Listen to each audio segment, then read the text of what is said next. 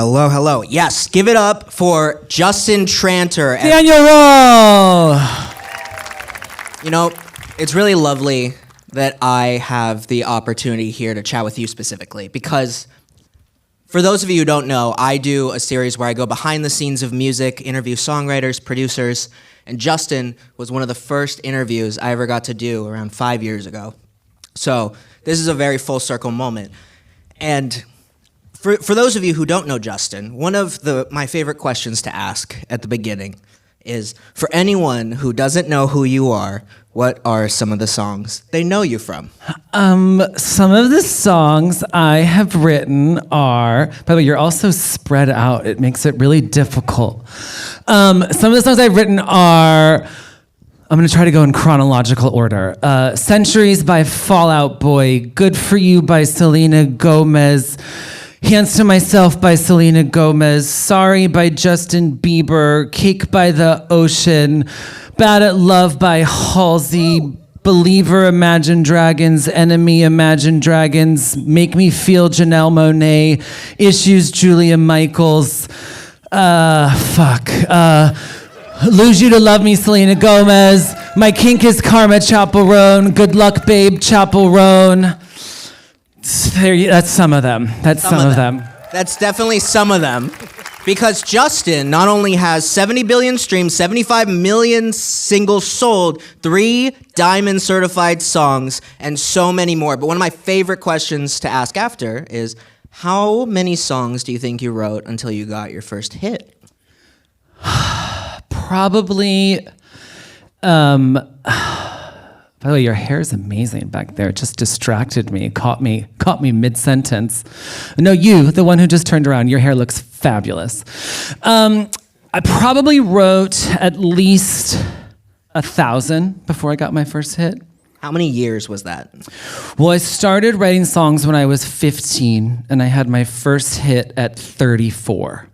So I'm a songwriter, not good at math, but I think that's 19 years? Is that 19 years? Did I do it right? Thank you so much. See, we can laugh. It's the music business. It's a joke. You have to laugh at this shit show. Thank you. So, my next question for you is, if we were in the studio right now trying to write a song, what's your process to start? How would we start? Should we just do it? Yeah, right? Do you want to do it, or does someone want to be my guinea pig? Okay, I saw your hand go up first. Yep. Stand up so everyone can see you. What's your name? Mallory, I love your skirt. Slay.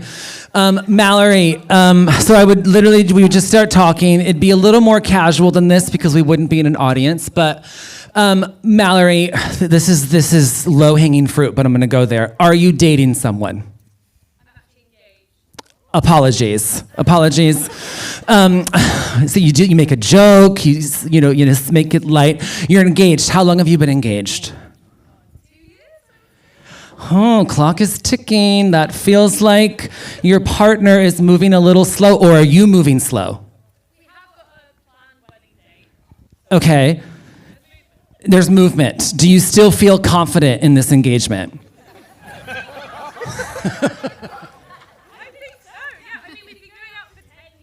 Okay, I love that. Okay, great. So we would then, 10 years, what is your favorite thing about your partner? I think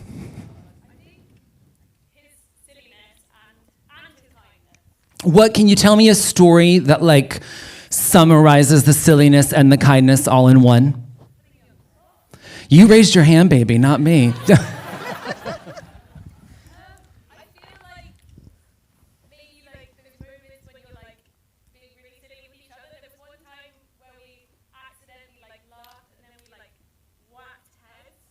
Where were you? Where were you when you laughed and whacked heads? In our bedroom. Perfect. What's your bedroom look like?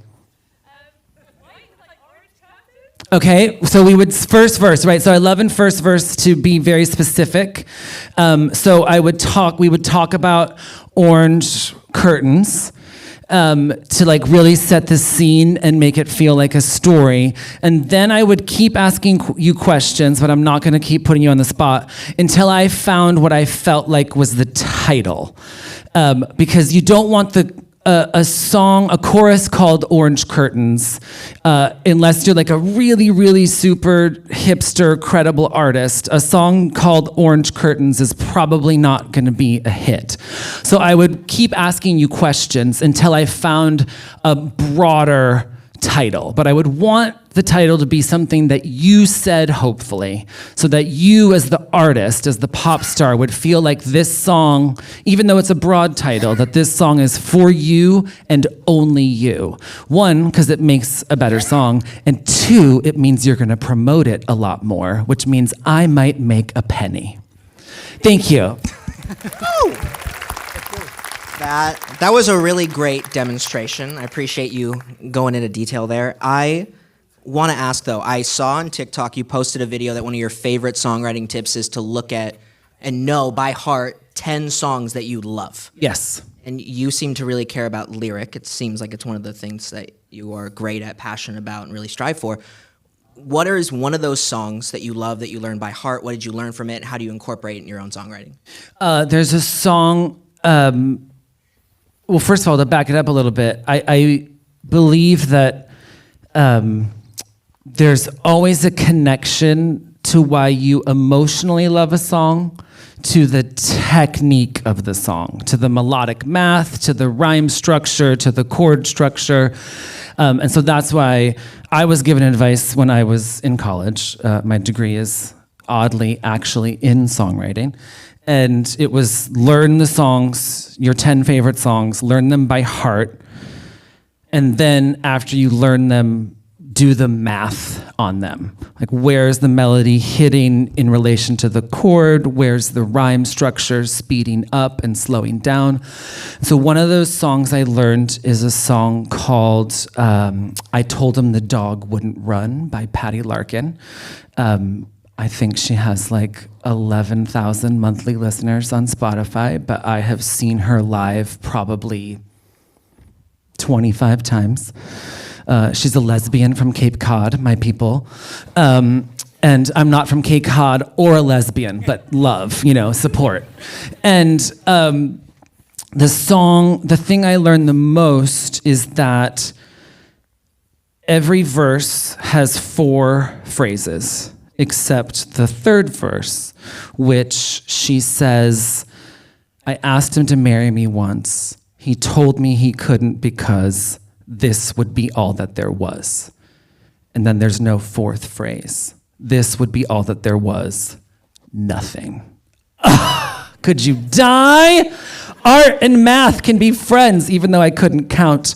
But I can count to 4, so I can understand pop songs. So that was one of the songs that I really learned. And then you start to notice a lot that if the verse melody starts after the 1, so 1, 2, 3, 4, 1, sing, then probably the chorus melody is going to start either right on the 1 or before the 1. So 1, 2, 3, 4, sing. And that started to really blow my mind of like, which is not new to pop music. This is Beethoven, this is Bach, this goes back forever to really make a section shine, have the melody start in a different place. And our brains are always waiting for the 1. So that's why I focus it around the 1. So those are the things that I mainly noticed from that exercise. And you use that in every song now? Yeah, the main time I pull in like the geeky math stuff for a song is when something doesn't feel right. So if we're just flowing and the song feels amazing, I don't need to go into geek mode and I can just really enjoy it. But if something's wrong with it, if it doesn't feel good, then I can look at the math and try to fix it. But like on Justin Bieber's Sorry, 1, 2, 3, 4, you gotta go and get angry at all of my honesty on the 1, right? And then the chorus, 1, 2, 3, 4, 1. Is it too late now to say sorry? After the 1. So that song, me and Julia Michaels wrote that in no bullshit, probably 20 minutes. But we didn't need to do any math on it because it just felt we were doing it without thinking. The math was happening organically and naturally. And oftentimes that's the case, unless you need to change it because it doesn't feel right. Yeah, you're like, well, when I sing the chorus by itself, it sounds amazing. But when I sing the chorus in context of the whole song, all of a sudden the chorus doesn't feel as good. And that's normally because the melodies are too similar between the pre-chorus and the chorus, or whatever the issue might be. But so if the chorus isn't feel, and normally we focus on the chorus. Like if the chorus doesn't feel good, let's find the problem. And how do you know your lyrics are as good as they can be? I mean, that's a great question because I think it's completely up to the listener and the writer, because there are, with rhyme structures and how many syllables you're using in each phrase, there can be some math to lyric, but a lot less than melody. So I think for lyric, for me, it's just, do I love it? And that is a different question than like, is there math helping it shine, where the lyric is more just like up to me and the artist if we love it.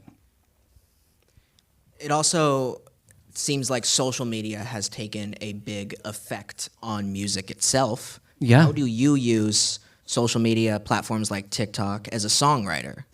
I have a blast on TikTok. So first and foremost, I just really enjoy it. But secondly, I think for me as a songwriter, it's a way to highlight myself in the creation, which is of course just fun, and my parents love it that people know I write songs because of my TikTok. But it actually is for a bigger purpose, and that's songwriters in a lot of ways are supposed to be invisible and let the artist shine, which I very much do believe in. But also, if we don't have a voice, then we can't advocate for ourselves. And if people don't know that we exist, then when it's time to go to lawmakers, or it's time to go to DSPs, or it's time to go to labels and say, hey, can you please pay us properly? Which, when I fight that fight, I'm never fighting for myself, because my first 6 years, thank you, my first 6 years of success, labels started every song at radio. If it was a single, it was going right to radio, and I luckily made a shit ton of money from radio and from film and TV. Now, for the new generation of songwriters, where radio is the last stop and radio pays less because ads on radio cost less because not as many people listen to radio, this next generation of songwriters is struggling deeply. Deeply. Songwriters that I know and love, who have billions of streams, are having to do OnlyFans or work at Starbucks or all these things, which are great jobs. I worked retail for years, no shade. However, if you have 1 billion streams to your credits as a songwriter, you should not have to work at a coffee shop. Because someone's making that money. It's not like the money isn't being made. The money's being made. It's just not getting to the people who actually made the song. Hey. So I love TikTok because I get to shine a light on my role in creating the song, and hopefully that means it makes advocating for the next generation of songwriters easier. I really love that. In terms of organizations like the Ivors, like Sona, like organizations that help songwriters, why do you think it's important for these organizations to exist, advocate for songwriters, and what issues do you think they most need to tackle in order to? I think I'm just so grateful that they exist, because we need organizations for songwriters, by songwriters, fighting for us all the time, because we need to keep writing songs. And I try to raise my voice and I try to be as active as I can be, but I also need to keep writing songs. So knowing these organizations exist to fight the fight while I'm in the studio is really helpful. And I think the main thing that we need to deal with, whether it's at a government level or whether it's at a DSP to label level, a bigger piece of the pie just has to go to songwriters. And there's smarter people than me to explain how that can happen and why that should happen, but that it just has to happen.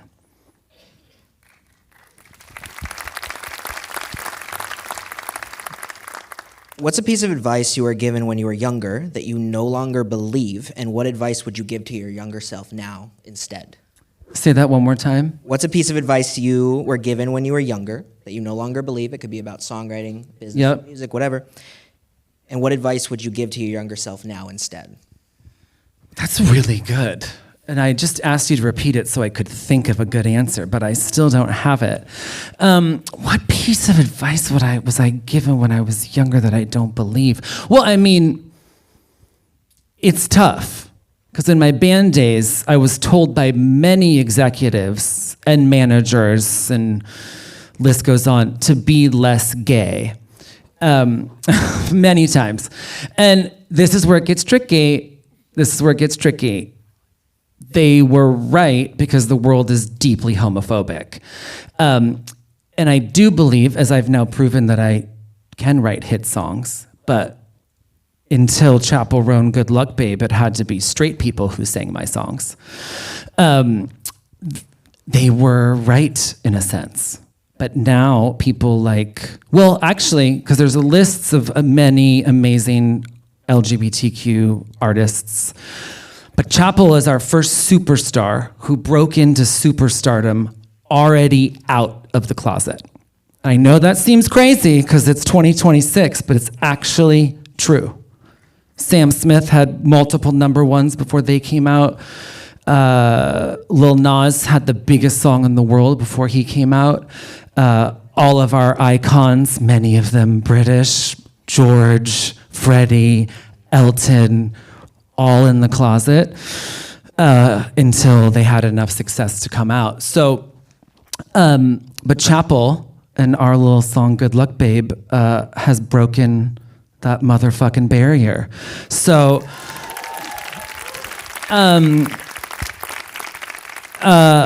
they gave me that advice and they were right, but I busted my ass and Chappell busted her ass that now that is no longer true. Love that. You know, it's interesting because I've asked you a lot about different songs from your days writing, in the past writing, but I've never gotten to ask you about that song in particular. I'd love to hear the story of that one. Yeah, Chappell and I had written a song called My Kink is Karma a couple months earlier. And actually, the day that we wrote Good Luck Babe, me and Dan Nigro, who's Chappell's producer and co-writer on all of the songs, were supposed to have a session with Kim Petras. But it had to get canceled because Kim was on Unholy with Sam, and it was the biggest song in the world. So Kim had to go do some promo, which is amazing, as she should. And when we got the email saying that Kim wasn't going to come, Dan texted me. I was like, hey, what about Kaylee coming instead? Which is Chappell's actual name. And I was like, that would be fucking fantastic. I love her. Great. And so we got in the studio and I started asking questions like I asked my friend over there. And it came up that she was in love with her. She's told this story, so I'm not spilling tea, but she was in love with her best friend, who was a woman, and she knew that her best friend was in love with her too, but her best friend was not ready to accept that yet. And it was an amazing moment because I always try to find myself in the songs I'm co-writing, but I'm old and I'm jaded and I'm also at peace with myself. So normally when people are talking about like being upset with their boyfriend. I'm like, you're not going to remember his name in 2 months, but you can't say that because then it ruins the song. But when Kaylee started talking about this situation with her best friend and blah, blah, blah, I was like, I unfortunately lived this in my teens and in my 20s a million times. So I'm luckily, for my sanity, no longer experiencing things like that, but I can pull on 7 different relationships from my teens and 20s to put into this song. And we did. It's an amazing song. Thank you. I would love to hear about other amazing songs that are about to be coming out. Anything that you want to talk about, any new projects you're excited about? Yes, I would love to.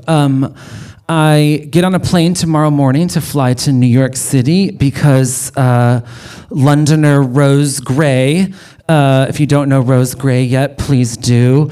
Please look into her. She's amazing. She has a sold-out show in New York, and I am executive producing her new album. I signed her to publishing, I think, 3-ish years ago, and she's starting to really get traction, and it's really exciting to start at the beginning with someone and see the world fall in love with them.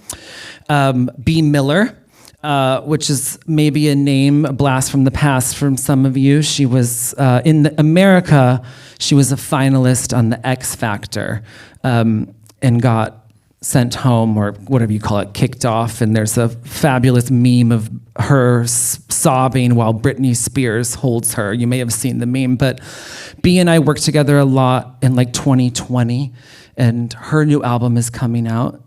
She just signed a new deal with Republic, and it's amazing. And that's really exciting. Miles Caton, if anyone saw Sinners, the young guy in Sinners who sings better than anyone alive. I just signed Miles to publishing, and I'm working on his debut EP, and that's very exciting. With the limited amount of time we have left, I always like to end it off with, a piece of advice. So, piece of advice for anyone out there who wants to be a songwriter, who wants to be in music, who is in music and wants to become as successful as they can be, what would that be? Work way harder than you think that you should. How hard is that? I know, and I love that, and I mean this, I'm not being shady, I love that Gen Z doesn't believe in hustle culture and wants to protect their personal lives. The music business is horrible. It's terrible. It needs to be burnt to the ground. But until then, you have to work harder than anybody to do it. And it worked for me because I'm a workaholic. And I'm not suggesting that, but that is the only advice I have. Love it, love it. Give it up for Justin Tranter, everyone. Daniel Wall! One of the most successful songwriters today. Super honored to have had this chat with you again. Thank you.